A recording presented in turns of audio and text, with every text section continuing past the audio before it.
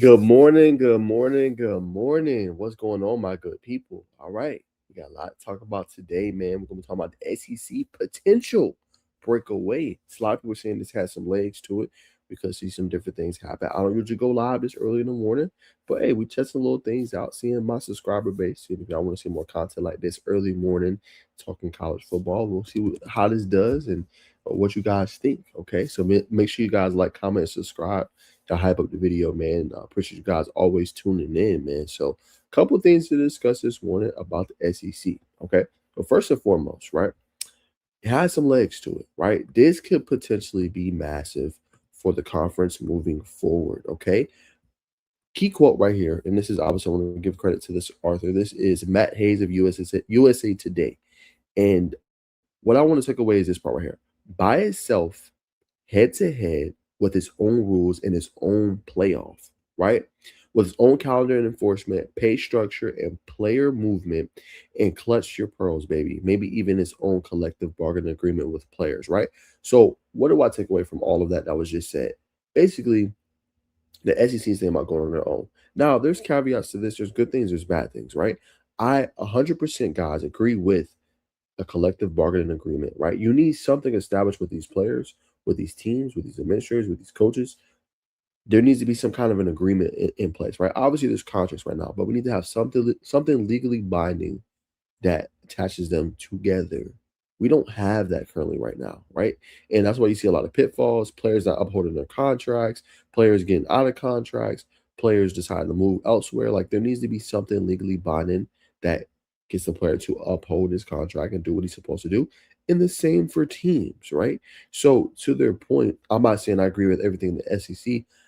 I do believe that this could be a step in the right direction just to show what needs to be done, what needs to happen, and what the NCAA needs to do. And they're kind of dragging their foot a little bit. They talked about legislation. They talked about obviously getting in congressional hearings, different things like that in order to help the sport. But I do agree with that standpoint of they need to do that. Until they do that, we will see issues, right? We will continue to see problems coming up, right? So now for the SEC, the caveat is, oh yeah, it looks sweet, but when you got multiple sports and it's not just football, it's basketball, right? It's baseball, it's soccer, right? Then you start looking at the different things and the caveats and like, okay, can we really do this on our own? Football, I think that would be just fine. But what happens to your other sports? Is the conference strong enough to carry the other sports? Is the biggest question, right? And I don't believe that they are. I do believe that they can carry obviously football, but the other sports, it might be something you might be biting off a little bit more than you can chew here if you are the SEC, right? So that's something to think about as well. But obviously, we know right now the NCAA is fraught with problems. Even when they go in here and they deny you, usually like before y'all, that used to be it. You were done for.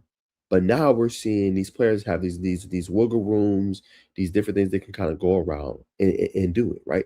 They can go to the state legislature, and if the judge pounds down and says that they can play, or they can go around the NCAA, it's usually granted. We weren't seeing that before, right? We were seeing different things before. Players would be that was it. The NCAA was the all call, final call, right? It didn't matter what you did in the state legislature, right? It would take a lot for a ruling to be changed. We're seeing that obviously more prevalently. Obviously, we're seeing that happen more today. So that's one of the issues. But going through this article, let's read a little bit more. This is what Georgia President Jared Moorhead had to say. The most powerful president in college sports said essentially the same thing. On Monday afternoon, SEC Commissioner Greg Sankey didn't exactly shy away from the idea of going at it alone, though couching it by saying the league talks every spring about rules they can make and follow alone. Yeah, I ain't buying it. This has more legs than anyone here admits.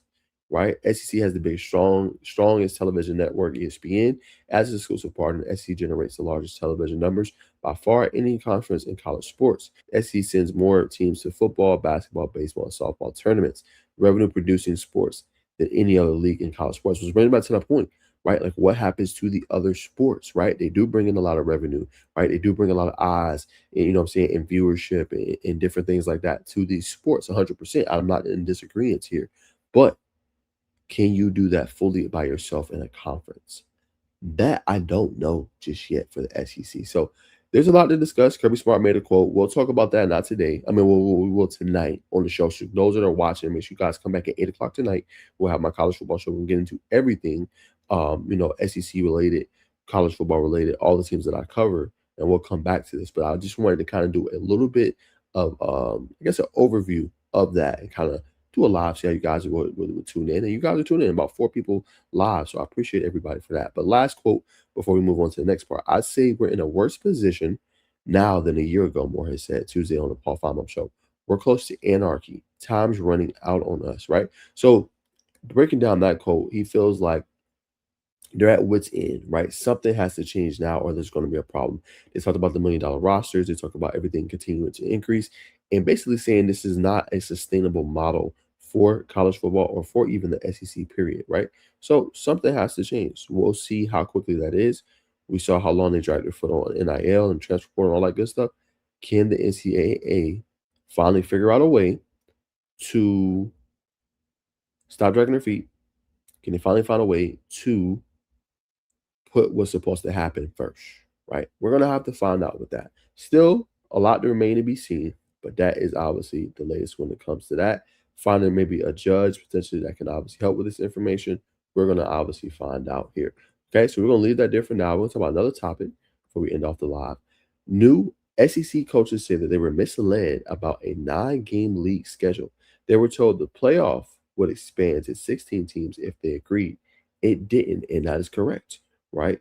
9-game schedule. We have not increased to 16 teams, and it doesn't look like that's going to be the case, right? Obviously, we're going to roll with 12. We'll see, obviously, what happens. But we know Greg Sankey, as we talked about in the video yesterday, that he wants a 16-team playoff, right? But some of these ADs ain't seeing the same thing. They want more teams in it, right? Which I think water downs the sport, water downs the regular season. Obviously, not all for it. But as Coach Summerall said here, they felt misled, right? Now, if it's 16 teams in, obviously 9-game schedule makes a little bit more sense, right? More opportunity. SEC got 4 teams in. You're probably looking at about 5 to 6, maybe even 7 on a good day of SEC teams getting potentially in the playoff with a 9-game schedule if it went to 16 teams, right? So that is definitely a tough spot to be in if you are obviously an SEC program. If you are, where you was told something and now they're not obviously leading up to it. So I definitely think that's something to think about if you are the SEC. It's definitely something to think about if you are, some of these, in some of these meetings when you talk to these coaches and, say you're having these discussions, you got to uphold your word. And that's the problem with college football right now. A lot of people are not holding up their word. They're not sticking to what they're saying, and they're changing up what they're going to do in the changes that they're going to make. So I think that has to obviously change, and that has to be better, in my humble opinion, moving forward, obviously in college football, right? Because you can't have a good sport if you're not according to your word, don't have contracts in place, don't have different things in order to kind of help the sport out. Okay. So that's my thoughts on SEC college football. I don't see anything crazy this morning, any big time news. But y'all know what to do, man. I got a great video coming out at noon today on my top quarterbacks. I'm going to give you guys a little bit of a teaser. You know what I'm saying? So you guys, please check that out. Okay, yeah, we do got a quick topic we'll talk about. But basically, this is it, y'all. All right, hold on. Let me move my screen. Okay. Add this to stage. Okay. No. Hold on, y'all. Give me one second. I'm trying to add this. Okay. Let me get started. Can y'all see that? Hold on. It's not letting me add it. Okay, I think you guys can see that. But this is basically my top quarterbacks list. You guys, please check this out. This is coming out today at noon.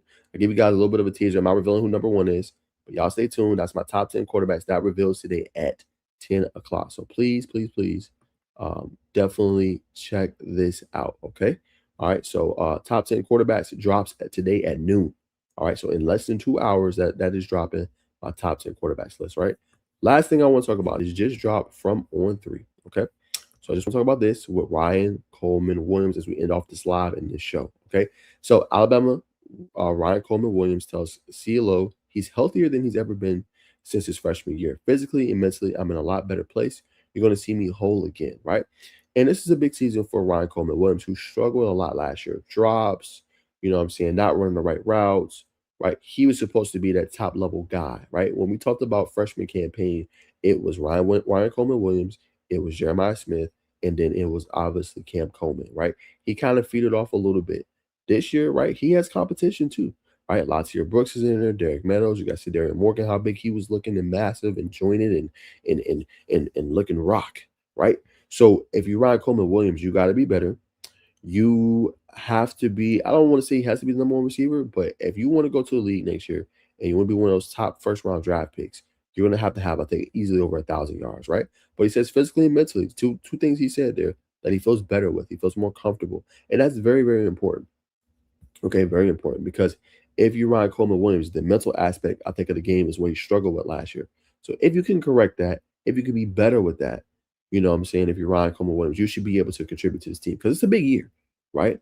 Now, I don't believe Kalen DeBoer should have the pressure that he has on him because he's been winning. He's been getting his team to the playoffs. They've been making, going to the quarterfinals, different things like that. But there's a lot of pressure on this Alabama team to win, right? Now he's done a great job recruiting, Kalen DeBoer. But now we got to see them take the next step, right? This Alabama fan base is holding him to a high standard, to a Nick Saban standard. They expect them to go deep into the postseason. They expect them to make a lot of wins, right? Win the SEC championship, go far, go to national championship game.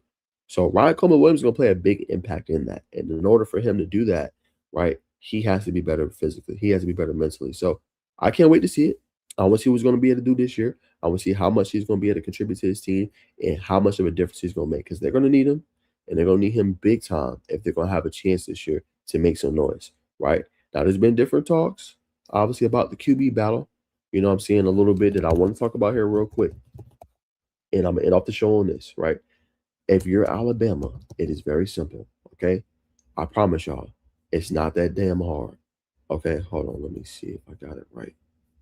I think it was the company. Hold on one second. It was Adam and Co. It was on 3 show. I cannot think of it right now. Hold on, y'all. Give me 1 second. I wanted to bring up this last little quote. Right, end off this live.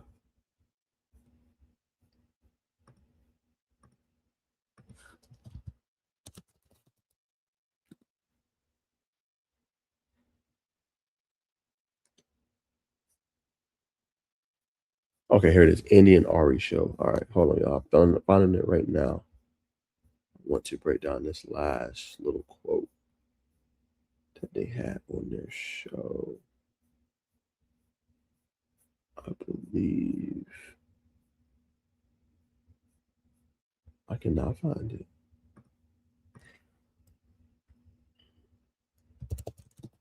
Look up Keelan Russell.